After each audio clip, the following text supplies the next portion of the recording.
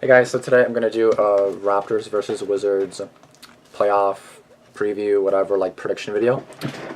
So, let's start. So Washington versus Toronto. So Toronto finished first for the number one seed for the first time in franchise history, having their best year, going 59-23.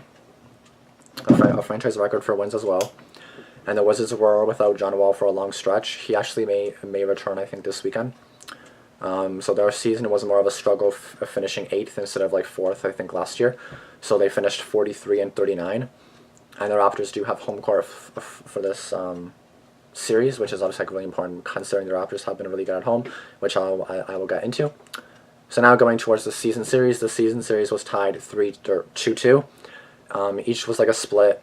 Each split a win at home and on the road. So on November 12th, the Wizards played in Toronto, and then Toronto only lost 107-96. November 19th, the Raptors won 191 in Toronto. On February 1st, the Wizards won 122-119 in Washington. And then March 2nd, the Raptors won 102-95 in Washington. So this is the easy. So as you can see, the games are fairly close. The biggest gap was like 9 points, not that bad. So it'll be close, especially the 122-119 one. It should be a really close series. The Raptors are 34-7 at home. That's why I think it'll be like a really important thing that they have home court. It should be really good though.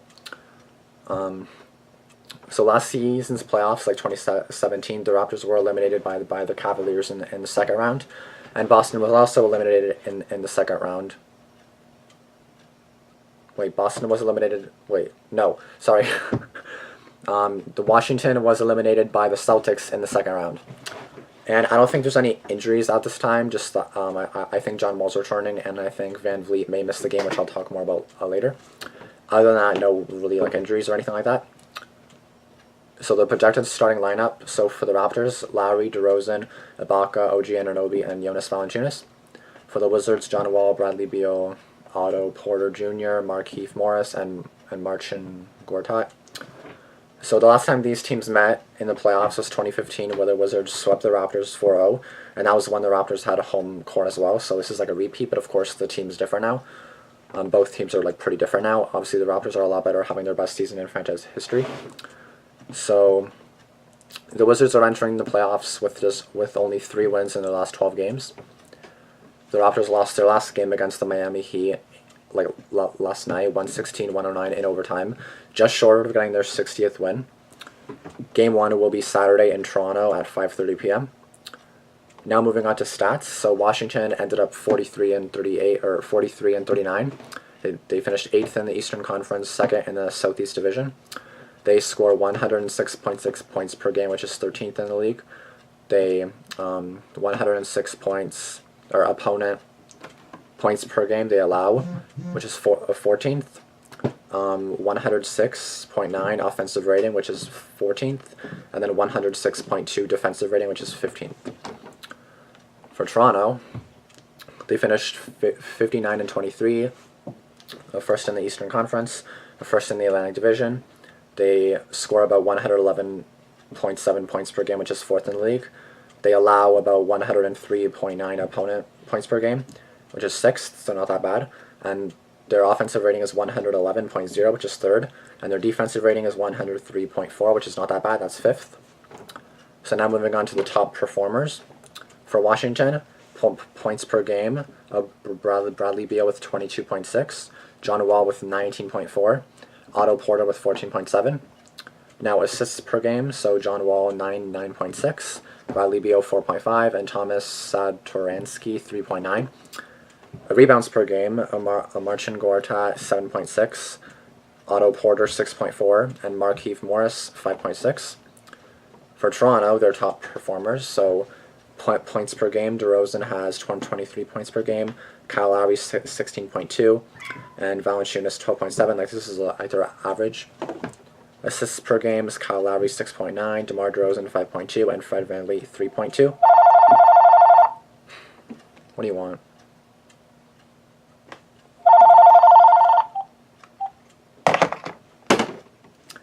So assists per game, Kyle Lowry 6.9, DeMar DeRozan 5.2, and then Fred VanVleet 3.2.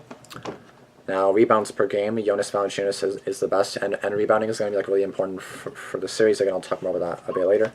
So Valanciunas averages 8.6 rebounds, Serge Ibaka 6.3, and Kyle Lowry 5.6. So the three keys for Washington are going to be to keep DeRozan off the line. DeRozan is the Raptors' best player, and he's particularly good at drawing fouls. He ranks in the top 10 in the NBA with 7 attempts per game, and that's down from what he usually puts up per season. When DeRozan is working the mid-range and going to the line, he is virtually unstoppable. The Wizards need to take away his strengths. The second key will be stop the bench. Toronto boasts one of the deepest rotations in basketball. They are 5th among NBA teams in bench points per game, and have several guys who provide starter-level production as reserves. Miles can light it up from 3. VanVleet is a tough competitor on both ends of the floor, and Delon Wright and Pascal Siakam are defensive specialists. And then 3 is going to be their guard play. So this series will be all about the guards, as each team features 2 all-stars in their backcourt. Beal needs to match DeRozan toe for toe, and in Wall vs. Lowry, the Wizards have an opportunity to take advantage. Lowry is very good, but he's 32 years old, and his numbers are way down from last year. Wall should be able to get him off the dribble, and if he can stop Lowry from 3, it will make him much less effective. Because like Lowry's like mainly good at 3s, like he's obviously good in general, but like he's like mostly good at 3s too. So the Raptors bench is going to be Siakam, Poeltl, Wright, VanVleet, and Miles. So VanVleet may miss the game. I think he had like a bruise or something from yesterday's game, so he may miss the game. I don't know. Siakam is really good at like defense. VanVleet is good at making 3s, which is also like we need him, of course. Along with Miles, he's also really good. So basically, the Raptors bench has been amazing all year. The second with a great defense, like Poeltl with like the rebounds, whatever, and stuff like that. Delon Wright was really good, and then of course VanVleet and Miles with the 3s. Poeltl, I like to call him Poeltl because that's like how his name looks like. So Poeltl is good at blocking shots as well, so that's going to be key as well to block shots. Some keys for the Raptors are going to be they can't turn the ball over. They got to make Washington work for every possession. John Wall looks like he'll be back soon, I think, for game 1, I think. Both teams just need to make sure they don't turn the ball over, keep each other off the line, because that's like a main thing. Like the Raptors have to keep like John Wall and Beal off the line, and then they have to keep like Lowry, DeRozan, like Valanciunas off the line. 3s are also going to be key for both teams because of course they both have like good 3-point shooters. So these games may be like pretty high scoring. So and then they have to contain the good players. Both teams have to like make sure that they are really good on defense to like make sure that they, don't allow them to like get easily like past them. Don't basically just play really good defense. Don't let them just get like easy shots. Make them get like tough shots. You gotta play good defense mainly. So the Raptors' percentage, like winning percentage this year was .720. The Wizards' percentage was .524. The Wizards are 23-18 at home and 20-21 away. Their last 10 of 3-7, and their streak they have lost 1. So the Wizards aren't too bad at home. They're like decent. They're almost or they're above 500. 20-21 away, and then that's also important considering the Raptors are 34-7 at home and then 25-26 away. So the Raptors definitely have the advantage at home court, and because they have the better away record and home record, then it's basically they're pretty good. Just because the Wizards were 3-7 in their last 10 doesn't mean anything. Like they can. That's the regular season. This is the playoffs now, so it can easily change. Like they can easily, And then of course their last game they lost. So for the Raptors, they're 34-7 at home once again, 25-16 away. So again, of course, they have the advantage there. In their last 10, they're 6-4, obviously a lot better than Washington. And then their streak is they lost 1, which is yesterday in Miami. And of course, like the rebounds are also key because like you have to, you can't let teams get like second chance opportunities. If you miss, you gotta get the rebound. Offensive rebounds is also key for like every game. Never mind the team. It's just you always have to get offensive rebounds, defensive rebounds. That's always key. So now moving on to like my prediction. I think it'll be Raptors in 6 or 7. The reason I think this is because like the Wizards did sweep Toronto before, but of course that's like totally different. Fans probably think it's going to happen again. It's most likely not going to happen again. Do I see the Raptors losing this series? I somewhat do, but I don't at the same time because like the Raptors have been amazing. And if they do, that'll be a huge upset for the Raptors considering their like franchise record has been like they've set a new franchise record for like almost everything. And Lowry and DeRozan, of course, are really good. They definitely have to contain like Lowry and DeRozan, and of course the Raptors have to contain Beal, Wall, all their good players. So the Raptors are 40-12 in their conference, so like really good in their conference, which is also pretty good. Which is also like a good stat, I guess. The Wizards are 28-24 in their conference, which yeah, they're over 500, not that bad. Again, home court I feel will be really important considering the Raptors are really good at home and the Wizards are not so good away, 20-21, not even 500. The Wizards have been struggling as of lately as well. Again, 3-7 in their last 10. Of course, anything can change when it comes playoff time. You're all hyped up. You want to win. Like they can just like light up at any time. Again, Van Vliet may miss game 1, which is going to be like really important.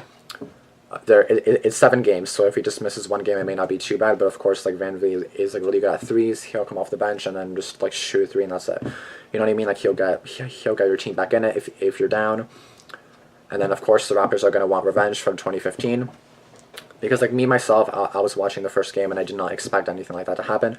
Did not expect them to sweep, and I really hope I hope I don't steal one this year, which I don't really expect to. But then again, you never know. Again, my prediction I think will be Raptors in 6 or 7, and that's really all I have to say. Again, just like their keys: a defense, don't turn the ball over. You gotta make them take tough shots, offensive rebounds, defensive rebounds. You just gotta like contain the really good players. So whoever contains the really good players, whoever has a good defense, good offense, whoever gets the offensive rebounds, defensive rebounds, whoever does everything perfectly, no one's perfect, but like whoever plays more better will get the thing. And then of course if there's a game 7, it'll be in Toronto, which is really important for the Raptors. I feel like the Raptors home court will be like really important just because like the Raptors are really good at home, and then teams usually aren't as good away, so it'll be probably important. So that's basically all I really have to say for this prediction. Go Raptors. Assuming they make the second round, I will do a prediction for the Raptors and whoever they play, which apparently could be the Cavaliers, which sucks, but we'll see what happens. So thanks for watching. Hope you guys like this video. Like, comment, subscribe. Tell me what you guys think in the comments, and yeah, I'll see you guys in the next video. Thanks for watching. Bye.